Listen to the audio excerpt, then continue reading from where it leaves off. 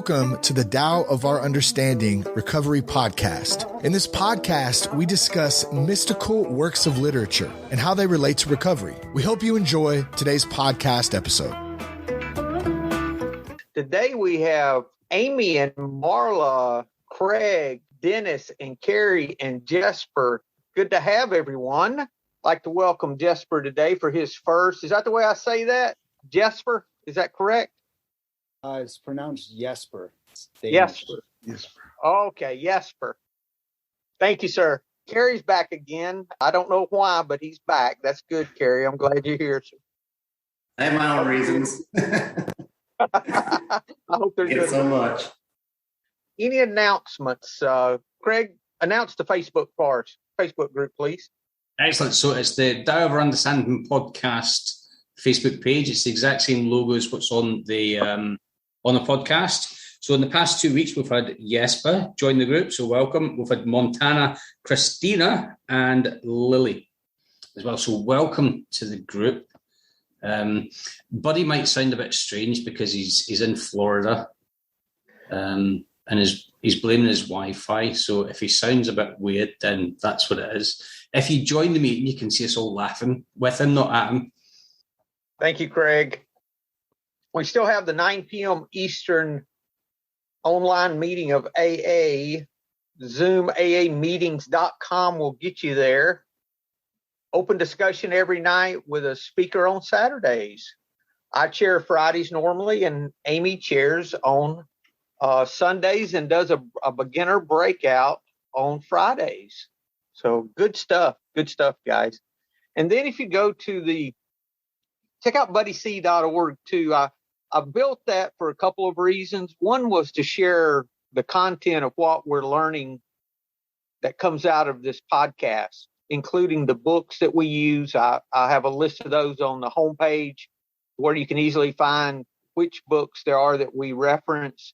I've got resources there, a whole list of recovery resources, lots of other information there that would be good to check out if it suits you. If you enjoy this, you'll enjoy that. So good stuff. Our story today, the inner law. The inner law. This is from what we're doing. We're taking a couple of weeks a month and reading through Thomas Merton's translation of Chuang's work that is one of the essential Tao teachings with the Tao Te Ching. And we're getting close to the end of the book. We've got several more, but we're starting to pepper in some verses of the Tao Te Ching and different things. And I want to look at some other texts too as we move forward. So just good stuff that we can learn from. Marla, will you read this for us, ma'am? I'd be happy to. The inner law. He whose law is within himself walks in hiddenness. His acts are not influenced by approval or disapproval. He whose law is outside himself directs his will to what is beyond his control and seeks to extend his power over objects. He who walks in hiddenness has light to guide him in all his acts. He who seeks to extend his control is nothing but an operator. While he thinks he is surpassing others, others see him merely stretching to stand on tiptoe. When he tries to extend his power over objects, those objects gain control of him. He who is controlled by objects loses possession of his inner self. If he no longer values himself, how can he value others? If he no longer values others, he is abandoned. He has nothing left. There is no deadlier weapon than the will. The sharpest sword is not equal to it. There is no robber so dangerous as nature, yang and yin. Yet it is not nature that does the damage. It is man's own will. Marla, can I get a whew?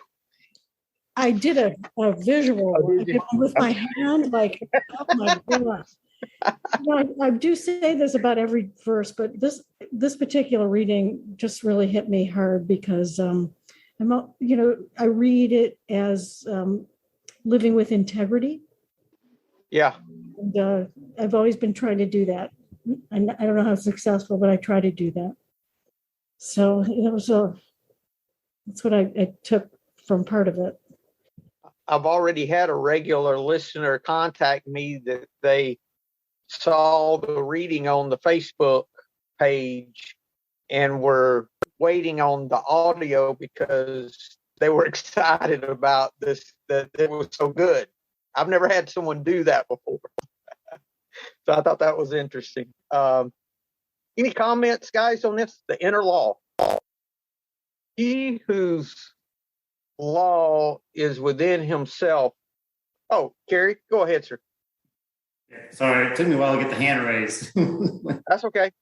But no, I just I feel like this is telling me something important. And I'm sorry, like it makes sense up here. It's just hard to get it out sometimes. So y'all have to forgive me. But when I look at the first part of it, to me it was like I should go by my authentic self and stop worrying what other people think about me, whether they approve or disapprove. And then, what from there on, like if you do that, if you're doing stuff just for people's approval or disapproval, all these other things can happen to you that are bad. And that's kind of where, I find myself in a lot with my experience. I feel like I'm doing things for other people's approval or disapproval, and I don't get the reaction I was expecting. I feel disappointed, or if I do get a good reaction, then I feel better. But that's not really what I should be looking for. I should just be following my authentic self. I mean, there's so much more in this, but just in that first paragraph, that's what I took out. Thank you, Kerry. His acts are not influenced by approval or disapproval. Man, that is me up and down. I still see so many of the things I do seeking approval or not wanting disapproval. As long as you don't disapprove of me, I'm okay. You don't have to approve, just don't disapprove.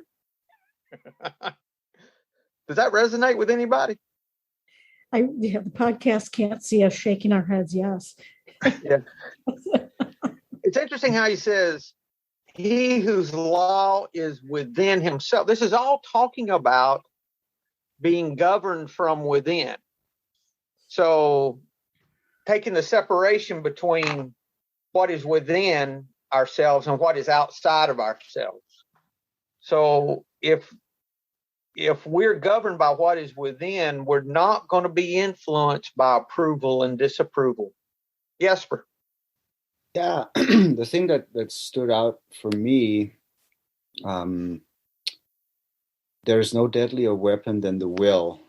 That reminds me of self-will, going back to the recovery that I'm in the big book, where that's what's self-will is gonna kill us.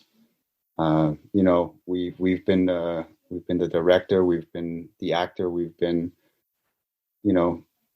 controlled by people, places, and things, and it's driven us to a point of a fear of losing that control. From my own experience, it's like if the world didn't go according to me, that was not a good place for me to be. And funny enough, people, places, and things just did what they did. And no matter how much self-will or control I tried to muster into it, like it always backfired. So that line, definitely hit something with me that's dear to my recovery. Yes, thank you, Jesper. I'm sorry though, but you're not qualified yet on your first time here to quote the big book before Amy does. I hope she doesn't get a resentment over it. No, I don't have a resentment. I was like, yes, thank you.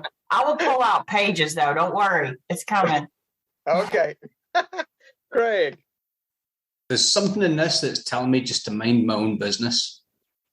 what's going on with other people is absolutely none of my business. The man who is, I've not got it in front. I'm going to parrot that. The man who's governed, or the man who keeps his rules on his inside. That's the stuff that I do for myself. It's not up to me to say how Dennis should be living his life. It's not up to me to say how you guys should be doing this, that, and the other. It's really, it's really a case of, look, Craig, just you keep your side of the street clean, and this is how your recovery goes. This is how you are going to get on in life. Just you mind your own damn business. Never mind what anybody else is doing. If there's something that bothers you about what other people are doing, take it to Buddy, and then Buddy will tell you, Craig, it's none of your damn business. Take it to your sponsor, right? Take it other way. You never take things to the group. You never take here's one for you, and you can have this one for free. You never take your inexperiences, your weaknesses, and your despairs to meetings. Isn't that right, Buddy? You take all that to your sponsor. If you've got a sponsor, you take your inexperience, weakness, and despair to your sponsor. You share your experience, strength, and hope in a meeting. Now, if you don't have a sponsor yet, we all have done that. We've all taken that to the meeting. It's better to use the meeting as a sponsor than have no sponsor at all. But that'll work at first. It did at first for me, but it won't work for very long. So, yeah, exactly, Craig. Thank you. Marla. I'm going to just piggyback on what Jesper was talking about, the will, because in my thinking, I think that it's just a big design flaw that God gave us free will, because no other creature on this earth, as far as we know, has free will except for us, and we fuck it up. So I don't understand. It's a big thing. I don't understand why in our creation we got this free will bullshit. Anyways, this verse also, it's funny that it's kind of towards the end, because it kind of sums everything up that we learn from the rest of it. To shut up, sit down and shut up. Thank you. Dennis. Yes, I was really, now she was piggybacking off of Jesper, but I got to piggyback off Greg. I really like to hear that in reverse, because I heard in recovery that what other people don't think about me is none of my business. And I really took that to heart with my insecurity. I always wondered how I could have such a big ego with such a low self-esteem, but I could. And now hearing it in reverse, it actually makes sense too. And it brings me to, I forgot that guy, that Christian guy that wrote Sermon of the Mount. What's his name? Emmett Fox. Oh, Emmett Fox, there it is. Yes, he said, blessed is the peacemakers. And it's not those peacemakers that goes into the fire points in the world, that goes out there and create peace in war zones. It's actually a peace within. And that is pretty much what I get out of this text here, that you have a peace within if you don't seek approval, if you don't do all that. And that brings me to my personal story, experience with that. When I do some artwork, it's kind of funny. I think it's the most brilliant thing at some point, and I'm so excited about it. And I go past my wife, and then in a funny way, I say, "Oh, you don't know how brilliant I am," and I say it in a funny way, but still I want that affirmation from her. I want that validation that, oh, look how great I am, right? And then I actually came to this turning point about a week ago when I was sick from COVID. Say, hey, wait a minute, do I have to be that guy that wants to say, oh, look how great this is? How about if it's the other way around, that it's actually the piece of art that's creating me somehow? If I turn that around and say, oh, actually, that's the one that creates the artist within me. And then I don't take any credit, because that art is just something that is meant to be seen by somebody. It doesn't really care about anything, right? So if I could just turn that around, that reminds me of the whole nature thing with the yin and yang. It's actually cool that it says that there's no robber so dangerous as nature. And then they say yin and yang, the male and the female, and the opposites and all that. But then the last part of the stanza says that it's really man's own will that does it. So without that perception that other people are the one that does the damage to you, then you're hurting yourself. It's really yourself that's doing it. It's not what you think it is. It's not the nature. It's not what is happening around you. It's really your own self that's doing that. That was interesting. So good stuff. Thank you, Dennis. Craig. Dennis, see when you walk past your wife and you remind her how good you are at things. Do you also remind her how lucky she is? Oh yeah. Yeah, because Did you get the same? Do you get the same reaction that Amy's just given us? Just that roll. I could hear Amy's eyes roll. Right to the back of my head. I do that with Louise as well. So, do you know how lucky you are to have something that you ask me? I told her I would marry a man like me. Also, I really do. I tell her that a lot. Okay, guys. Thank you. Amy. Hey, this is perfect timing based on what was just said. So what all of this reminded me of is the 12 and 12. The primary fact that we fail to recognize is our total inability to form a true partnership with another human being. Our egomania digs two disastrous pitfalls. Either we insist upon dominating the people we know, or we depend upon them far too much. If we lean too heavily on people, they will sooner or later fail us, for they are human too and cannot possibly meet our incessant demands.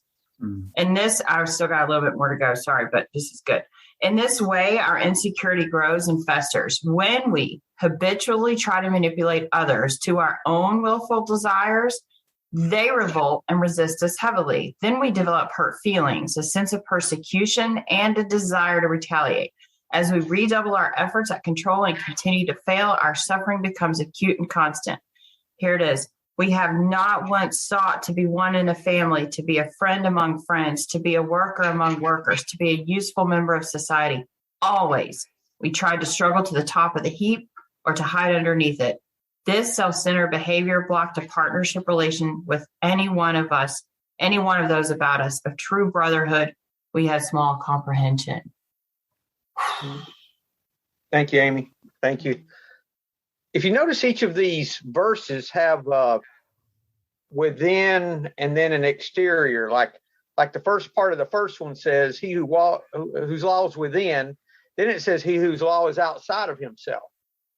Directs his will to what is beyond his control and seeks to extend his power over objects. Reminds me of taking something heavy and it's too heavy for me to pick up, and I try to hold it out and I can't. That kind of has to do, for me, the control is the acceptance of what is. If I don't accept what is, I'm going to try to exert power and control over it. That's good. Like in recovery, if you're taking control over being a sponsor over somebody. Oh, that's big, right? Oh, look what I'm doing. They couldn't have done this without me. You don't see that happen too often, though, Dennis. When it does happen, they usually that's short-lived. It is. For me, it's more of. Go ahead. I'm sorry. No, you're right. You still hear it. It's a subtle thing in meetings when you hear when you're mentoring that you're sponsoring others. Well, I'm working with somebody. It's those small little things. As soon as you're trying to take credit for your good deeds, it's kind of it's not a good deed anymore. Then you're doing it to appear good, right? You're extending your power beyond your control, right? Yes, that's exactly what you're doing right there. When when I'm working with this is what we're doing, or when I'm working with that person. So small little indiscreet things, right? Yeah. Craig, you just mentioned about running with the will. And I'm reading. I mentioned this earlier on as well. I'm reading The Surrender Experiment by Michael Singer with two of my sponsees at the moment. It's a fantastic book. And he's explaining the experiment that he's going to do. And basically his mindset is saying, am I better off making an alternative reality in my mind and then fighting with reality to make it be my way? Or am I better off letting go of what I want and serving the same forces of reality that managed to create the entire perfection of the universe around me? So he's basically saying, like, what's the best way to do things? Just take it in and try and exert my will on things and try and change it, or just keep things to myself and just not try and run the world on my willpower. This next verse, Craig, says, "He who walks in hiddenness has light to guide him in all his acts. He who seeks to extend his control is nothing but an operator. While he thinks he is surpassing others, others see him merely straining, stretching to stand on tiptoe." It says there that he walks in the one that walks in hiddenness, the one that's being controlled from within, has light to guide him. Doesn't say he creates light or that he's the source of the light. It just says light is there to guide him in all of his acts. Yeah, haven't we spoke about a verse in the Tao there? It talks about being on tiptoes or hanging on a ladder. He is not. Yeah, it's verse 24. If somebody wants to look that up, it's I can't read it on my phone, so it's verse 24 is the one that talks about that. Right, I have it. And it's interesting how others perceive us differently when we're trying to get their approval or concerned about their disapproval. I thought that was interesting. It says that he thinks he's surpassing others, that he's doing better, but they only see him as he's nothing but an operator. And I don't know what that operator would mean. In other words, he's just a manipulator, a controller. He's just, sounds like it. It's not authentic, maybe. Jesper? Yeah. Well, what I see is like it's the ego, like the guy who walks in hidden. He doesn't take. He's not doing it to, he's not doing it to look good. He's doing it for service. He doesn't need, his pride and the pat on the shoulder for, like, look at me, I did well, and I think the guy who, is controlled by object, who is controlled by everything external wants that validation all the time. And without that, he can't function. But the guy who is just looking in the shadows and is not recognized, he doesn't need that validation. Like he's enough just by being and probably staying close to the Tao. Yeah. And this is another reason, and I didn't realize that sponsors would come into this conversation, but a note I have beside that stanza is that others can see the truth about us more clearly than we do. And a lot of times that's what a sponsor does for me. When I do a fifth step and with a sponsor, or when I'm with my sponsor, or when I communicate an issue with him that I'm working through, a lot of times he can see me much more clearly than I can see myself. Mm. And I didn't see that in this verse at first. And that next little phrase gives us some more insight on the objects, because it says, when he tries to extend his power over objects, those objects gain control of him. So we actually, the thing that we're trying to control gains control over us. Yes, so he actually becomes the operated one over the things that he's trying to. It's actually those things he's operating in. Yes. That's good, Dennis. Thank you. That's good. That's how he's being operated. He thinks he is the puppeteer when in reality he's really the puppet. That's actually how it works, right? That's interesting. Yeah. Huh. Next page. He who is controlled by objects loses possession of his inner self. If he no longer values himself, how can he value others? If he no longer values others, he is abandoned and has nothing left. I've got a couple of notes there. Our worth is the value that we place on others. And then the ideas that we learn, the paradoxical ideas we learn of love others as you want to be loved, treat others as you want to be treated. That whole idea that I learned to love myself when I choose to love others. That's how it worked for me. And it's kind of that reciprocal, it's a circle, and I don't know where one ends and the other begins. It's just that self-giving kind of love when we start walking in that, where I'm concerned about you for no other reason than I'm just concerned about you. Then I really see people concerned about me.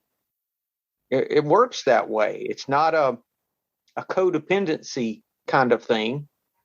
It's not a reward or a validation thing. It's really, and until you experience that, it's hard to see. It's hard to comprehend. But that really is how it's worked for me. Has nothing left if he has no value. If he has no longer value, if he continues to try to control objects, he loses that inner self. Amy? Yeah, so, this sounds like, oh, this is terrible, terrible things. You're being controlled by external materialistic things. But, that's what it took for me to get here. I had to be controlled by alcohol or drugs or whatever that, money, men, those were in there too, right? I mean, all of those things outside me controlled me until I had nothing left. And which is, I don't know where I'm really going with this, except that emptiness that I've been trying to get to, or maybe I'm not even trying to really get to the emptiness. It's just, I'm okay being empty because all that other shit's gone now. I don't know if this is making any sense, but yeah, he is abandoned. And it's so, that word, the very first fear on my fear list was the fear of abandonment, the fear of being alone, which is very paradoxical to my absolutely enjoying being alone now. Because my being alone at perfect peace and ease is very, very different than the loneliness that I got from being abandoned by all the shit that was trying to control me and I was trying to control. And it's exactly what you're talking about, buddy. This circle, it's like that freaking hellacious merry-go-round of the shit show that was my life, and now I just want to stay in that emptiness, that nothingness, if you will, because at that sweet spot that I also was trying to get to with the substances, if I can stay there, then the joy is limitless. It's just infinite. Yes. Yeah. We have to reach that place of emptiness, don't we? That place of abandonment, or I did too, Amy. I think that's, maybe we could describe that as our bottom, right? Yeah. Thank you. Craig. Like what Amy just says,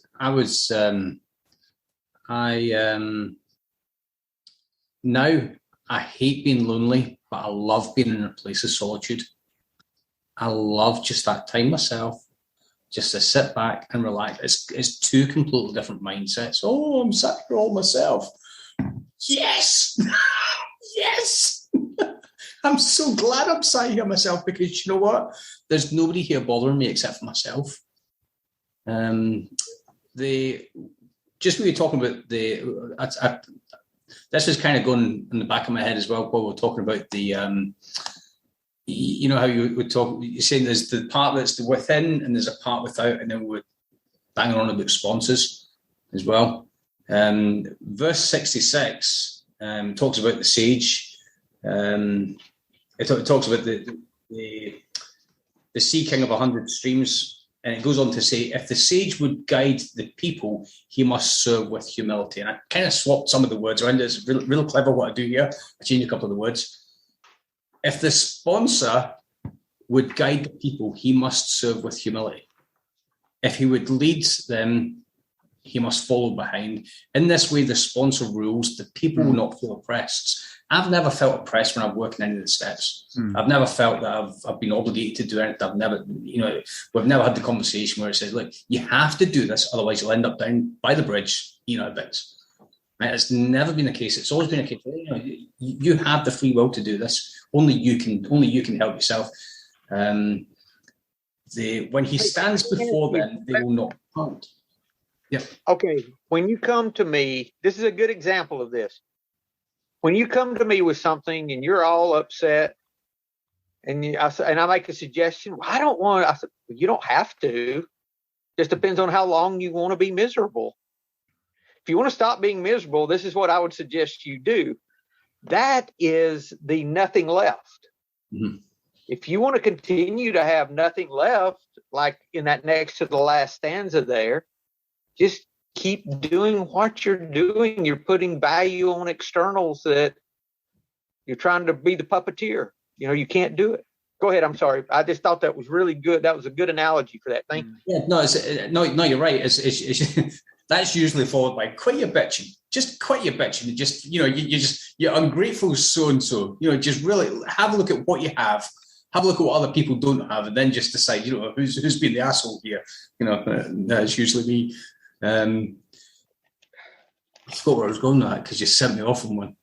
Yeah, it's all about guiding it. But you know what? A lot of it's what Jesper was talking about as well. Accepting that as well. A lot of this is acceptance.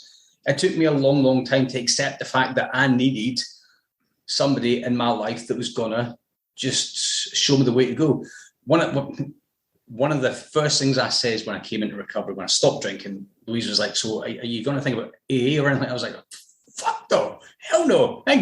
No way. Absolutely no way. I don't need a sponsor in my life. And I banged on with that for about 14 months until all of a sudden there's this cantankerous old get in a meeting. I was like, I really like what the guy was saying. And then that's how that started. But it was accepting the fact that I couldn't do this anymore myself because Craig's way of doing things were coming back out again, and I could identify the behaviours that were coming out. I was getting that restless, irritable, discontent. I was just like grumpy sod all over again. I wasn't listening to what people were saying. I was trying to just impose everything. There's Amy, you're laughing. I'm just trying to impose everything back on everybody. And the only difference was I wasn't drinking. That was really, I was trying to do things Craig's way, and Craig's way had run out of doing it. I had to accept the fact that, if you're going to keep doing this, you need help to do it. And that was a massive thing for me to do, was to ask for help. But it was that whole acceptance thing. I don't know if anybody else had issues accepting themselves when we came into recovery as well, because that was a difficult thing. Where's he went? He's disappeared. Jesper, you're going to say something? Yeah, just what you were saying, and something that just kind of stuck out. I'll be quoting our literature as well, but like attraction rather than promotion really hits home with me again. Again with the guy who was in the hidden, and talking about sponsors, and sponsees, and the suggestions that we make that if you jump out of an airplane, like bringing in a parachute might be a good idea.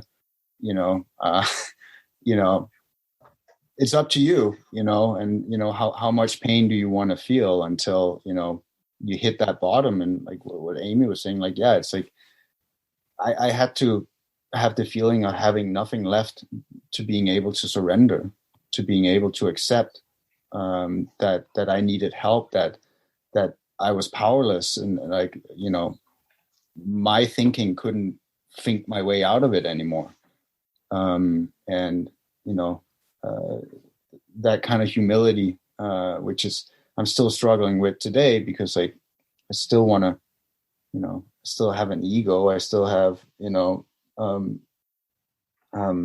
but yeah, I think like the attraction rather than promotion really stuck out. I just kind of wanted to plug that in there. So thank you, Jesper. Dennis. Yes, I'm just thinking here when we're sitting here talking a lot about the recovery and surrendering and all that. Then I'm looking at Kiri. Do you get anything out of this we're talking about? we're talking about a lot of surrendering, sponsorship, and how that should be done. And does all that fly over your head? Well, how does that affect you? Well, thanks for asking. Well, yeah, there's a lot of emotions and thoughts going through my mind about recovery and what that means, and even if I even have the right to say something, or but anyways, I'll say it anyways. I just shoot, I was going to say something. So this all makes sense, and the part that always bugs me, and you just said, how do I stop thinking? And my what I was thinking is, all this is great. I know what I need to do. I know where I need to go. I just never know how to get there. And I can already hear the steps, right? To have gratitude and surrender and love other people, and maybe that's what I need to do and focus on that. But somehow I can never get there. How do I put that in place to make this happen? And that's always my struggle. Thank you, Carrie. You can always comment. You don't have to be one of us to comment on this. You always can bring your comments in. Don't feel uncomfortable with that. That's the great thing about the steps. And I think one of the benefits we have in recovery is that we're pushed in this direction. Because if I don't learn how to surrender, this is basically talking about surrendering my will. And if I don't learn to do that, it's going to kill me. It's going to kill me. This abandonment is going to be taken all the way to the most extreme level, which for me would have been death. I want to read this last verse, or this last little section. There is no deadlier weapon than the will. Now we get right down to the nuts and bolts of this. No deadlier weapon than the will. The sharpest sword is not equal to it. There's no robber so dangerous as nature. Yet, it is not nature that does the damage. It is man's own will. Dennis, that reminds me you have about where they hid enlightenment, and they wanted to hide it somewhere that man couldn't find it. The three wise men. Yes. Tell that story, please. Oh, well, yes, it actually comes from Joe and Charlie talking about recovery stories. So there was these three wise men that got the key to eternal happiness. And the first man, he said, well, let's hide it up on the highest mountain out there. They'll never find it there, people. And the other two go, no, we know them. People are curious. They're going to look. They're going to search. They're going to find it. So, okay, said the other. Well, let's hide it down the deep side of the ocean. They're never going to get down there. They can't breathe. The other said, yeah, but they're going to learn how to do it. They're going to build submarines. They're going to come down there. They're going to search, and they're going to find it again. And the third wise man said, let's hide it inside of themselves. They'll never find it there. Yeah, that looking within, right? Yes. This whole thing's talking about turning that light around, and that this whole story's about learning how to surrender our will. Carrie? Thank you, Dennis. I was just going to say, back to Dennis, I can kind of relate to a lot of it. So I relate a lot of that to home improvement. The other day I was trying to do a light fixture, and it wouldn't come off. And I got so mad, I hit it with a screwdriver and broke it. Right. But today, I was living this. I was trying to clean windows. I was trying to get the screen off, and it wouldn't come off. I was like, I could not figure it out. I had my wife come look at it. I couldn't figure it out. And I just kept easy. It's like, okay, it's not my fault. And kind of just, the screen still on there. I couldn't figure it out, but I just figured a way around it.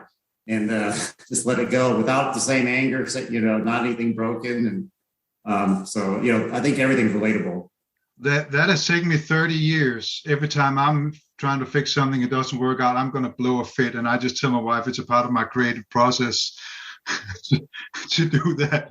Until now, I'm taking it more easy. But I have taken chairs and just tossed them around because it started raining and I was painting outside. So, yes, that's my part of expectations, that I want to be a step ahead. I want to get to the goal line of what I'm fixing instead of just being in the moment and just focusing on that.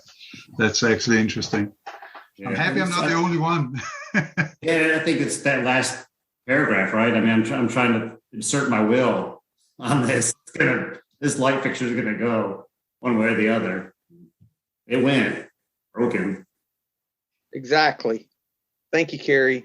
And that's the thing. This is so practical, guys. This is so practical and it is all about, and it's my will that damages me. It's coming from within. It goes back to that idea that I want to blame others for my issues every time, but it has nothing to do with them. It has nothing to do with anyone but me.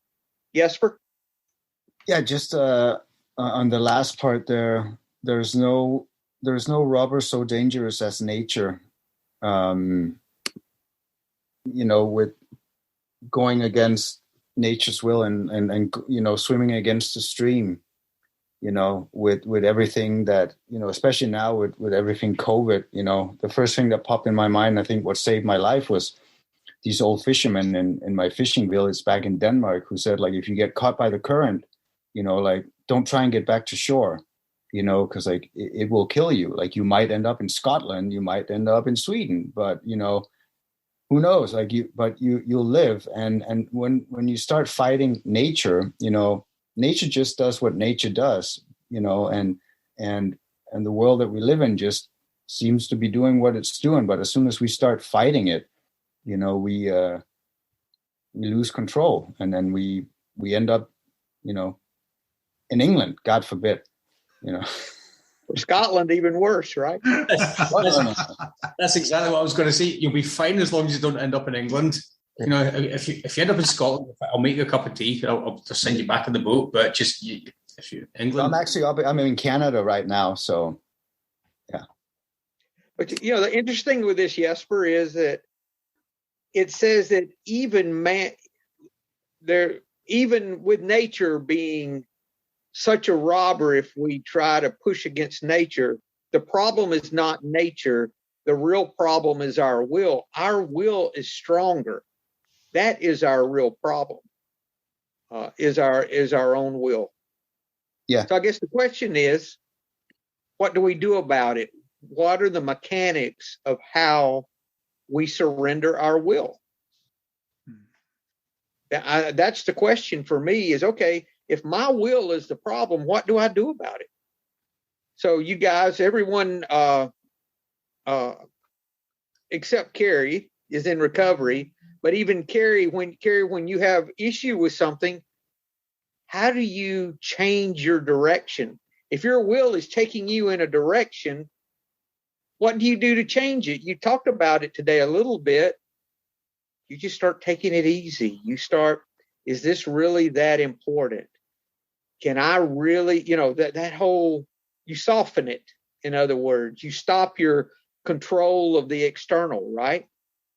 Yeah, and I think it's just a mindset going into it too. I still struggle with it. We were putting up Christmas lights, and I had to go outside and do it, and it just wasn't working right. And I got mad. I was like, why am I spending all this money on these lights? And I was already in a bad mood, and it just went downhill from there. And not only was I not happy, my wife wasn't happy, the kids weren't happy, and and it could have just been let it happen. And attending these meetings and just kind of questioning that a little bit, that's not working, was my solution. Is like, just, okay, take a step back, or but be in the right mind frame. So yeah, thank you. Has anybody else ever worked the steps on taking Christmas lights down? I'm powerless over these feckin' lights. Making my life so unmanageable. Mine are still up.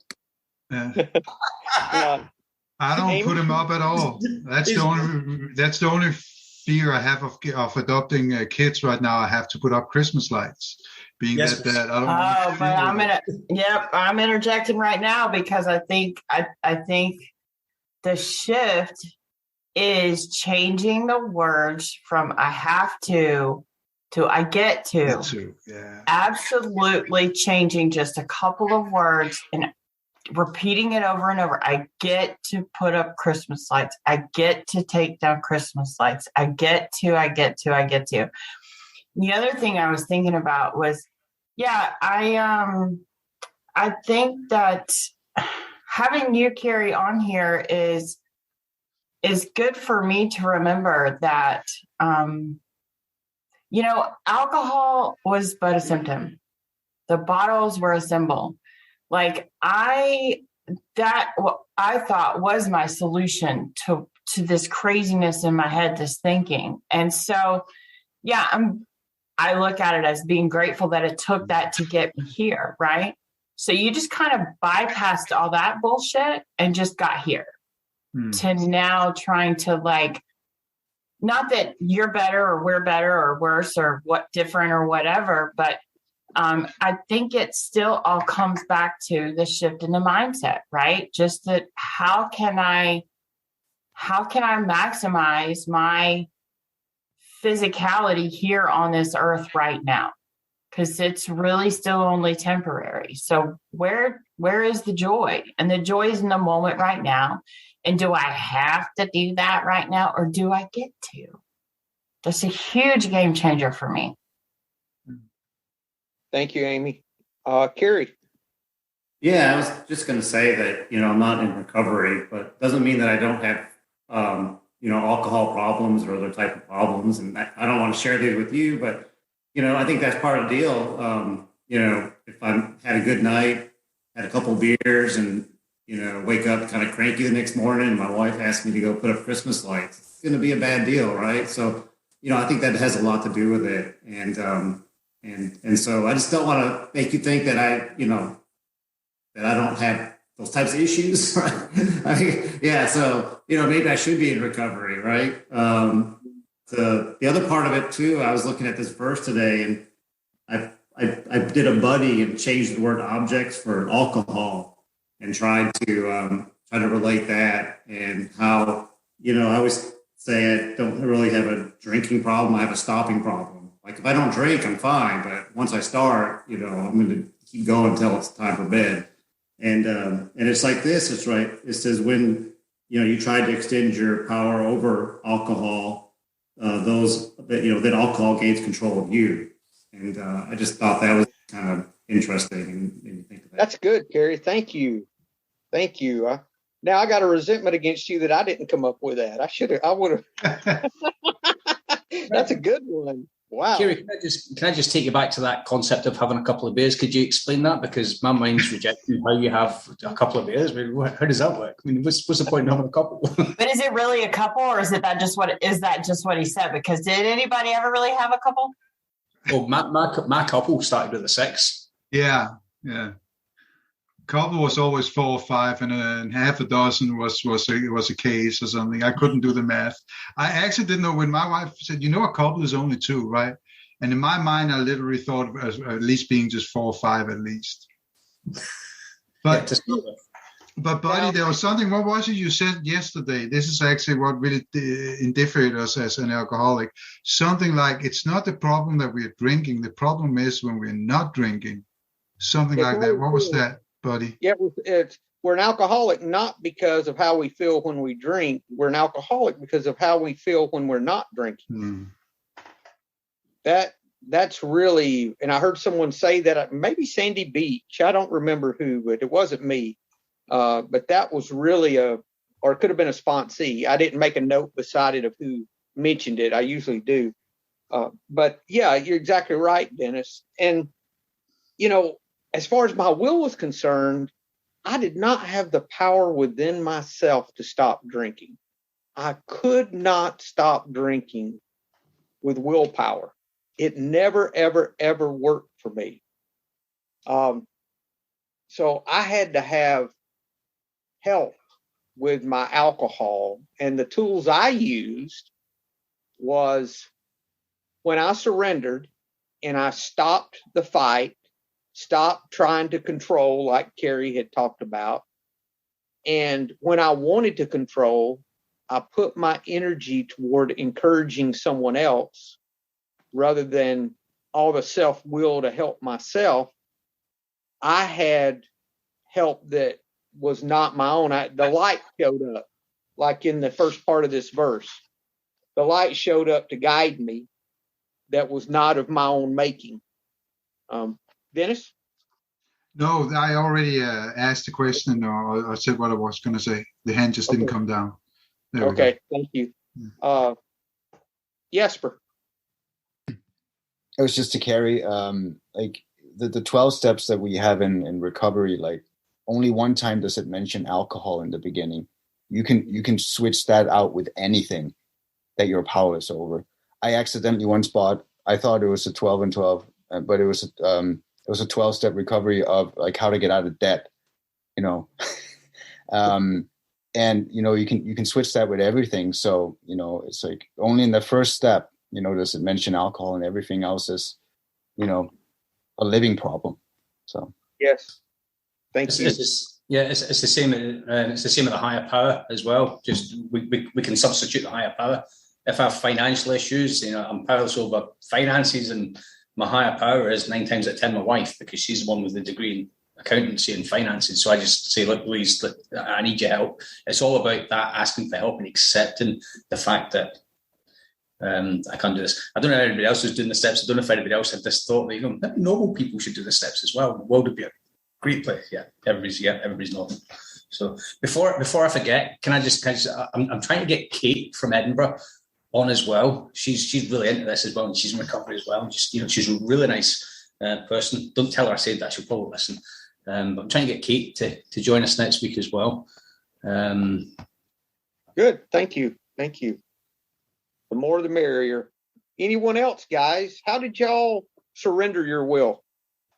How did you guys do that? I personally just think I was looking for God shots. I was looking for miracles because I was looking for God, and I found them all. I just found things to be kind of miraculous, and that's how I changed my belief from not believing in any higher power but myself to feeling like the universe now has my back. Long journey, but I started in 2007, the recovery journey. Marla, I'm still having to do that. This is very timely for me because I'm finding some ways that I'm still seeking approval and disapproval. And one thing I'm doing on this trip is taking some time to surrender some of those things that I was not aware that I was still trying to control and hold on to. So this is a very timely topic for me today because I was doing this very thing earlier today. That's just how it works. Amy? Yeah, I was just thinking it's presumptuous to assume I've surrendered my will. I mean, I do a lot better now than I used to, but back to the literature, once we've placed the key of willingness in the lock and have the door ever so slightly open, we find that we can always open it some more, though self-will may slam it shut again, as it frequently does. It will always respond the moment we again pick up the key of willingness. Some days I feel like all I'm doing all day long is surrendering, but I'd rather surrender, and just keep on trying to surrender, rather than picking up a drink. This week has been challenging for me because I just want to quit my job and kill people again, I feel like I've had this same mentality for a couple of weeks now, and I'm just trusting the struggle, and I'm just, okay, here we go. I picked up my self-will again. Oh, here you go, God, take it back. Here you go, universe, have this, but at the same time, I also realized that, that light is in there, right? It's in there. I know it's there. And I know that this too shall pass. You just got to trudge, embrace the suck and trust the struggle. Amy, there's two tools that I've been using a lot, and they bring me to gratitude. If I can crack the door of willingness, for me is crack the door of gratitude. If I can find some kind of gratitude, I can start finding the acceptance it takes not to go past what's within and try to control outward things. I use the thank you for everything. I have no complaint whatsoever. And then I'll replace the everything with whatever it is that I am really not grateful for. thank you for exactly the thing I don't want to be thankful for, And then the second thing I use is that whatever that is, that person, place, or thing, I use I would not change whatever it is, even if I could. Yeah, I'm not there yet. Not there yet. But you see, though, I hear you. I hear you, and I'm willing, but I'm definitely not there yet. That's why I'm still here, right? That enlightenment is like way up on that hill somewhere. I'm trying to get to it. It's just really, for me, it's just what that does is that causes me just to stop the fight. Just stop fighting. Just put your weapons down. You've already surrendered, but you keep picking your weapons back up, And surrender means you lay all your. It reminds me of the stories where you got the little girl that's the superhero and she's putting all of her weapons down and she's got all these guns and knives and things on her. Where'd she put all those things? And I feel like that person, where I've got all these weapons that I'm supposed to have put my weapons down. But there's a lot of weapons I didn't put down when I said that I put them all down, or I'll start picking them back up slowly when no one's looking, And those two tools really help me to put down whatever weapons I'm trying to hold on to. Yeah. Anyone else? Jesper, good to have you today, sir. Yeah, good to be here. No, I think what comes to mind again is just like, turning it over, when we're faced with the struggles of life throughout the day. And like if we're able to pause and turn that wheel over, like, it's been suggested to me that I do that every morning I get up, to have a better chance. Again, the self-will it'll drive, it only has one, it wants things my way, and that rarely happens. So I run into people, all the time where I need to pause and turn it over, because like without that, I start thinking about it and I start building resentments, and like that's not a good place for me to be. So I got to hand that over, and like, I don't have the power myself to deal with that. So I gotta give it to something smarter than me, Yeah. So that's just all I have with that one. Thank you, sir. Good discussion today, guys. Thank you. Thank you. I just want to warn you guys. It seems like we're two Danes here now. You're from Denmark, right, Jesper? Yeah, man. Yeah. See, I just warned you. I could see it on the little fishing boat you had behind you, and in the story there. Yeah, a little bit on your accent, but yes. I can feel it on your accent, but yeah. Where are you in the world now? I'm in Georgia. I'm actually not too far away from Amy. All right. Well, I'm up in Canada, but we can let's connect later. Yeah, we can do that. You guys have a great week, and we will see you next week. Namaste. Hello, this is Buddy C. I wanted to make you aware of several recovery-related resources that I've posted in the episode description. These resources include a list of recovery podcasts, a free sober meditation app, daily recovery email, shared Google recovery calendars.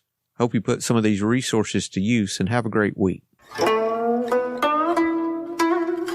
Thank you for listening to the Tao of Our Understanding Recovery Podcast. If you enjoyed this episode, please share it with your friends in recovery.